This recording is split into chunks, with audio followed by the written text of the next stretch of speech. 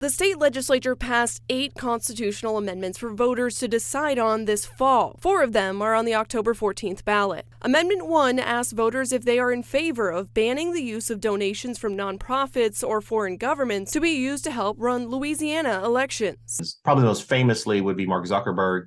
Donated a lot of money, became sort of known as Zuckerbucks, and a lot of places took the dollars and later regretted it. The state determined it was illegal, but lawmakers wanted something officially on the books against it. A vote yes would ban it, and a vote no would keep it out of the state law. Amendment 2 looks to expand the protection for the freedom of worship to include inside a building. This was born out of the COVID lockdowns that prevented people from gathering physically in a church building or other place of worship. We already have a freedom to worship, both that the U.S. and Louisiana Constitution protect.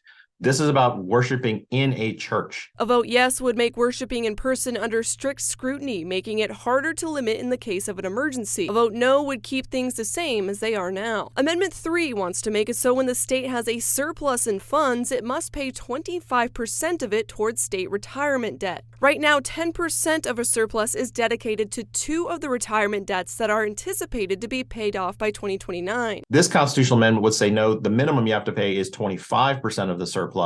And it would also go past the 2028-2029. A vote yes would change the surplus dedications to the debt to 25%, and a vote no would keep it at 10%. Amendment 4 would allow the state to deny property tax exemptions for a nonprofit or association that has property in a severe state of disrepair. And there were some concern by some stakeholders that the housing for some of these organizations wasn't up to standard.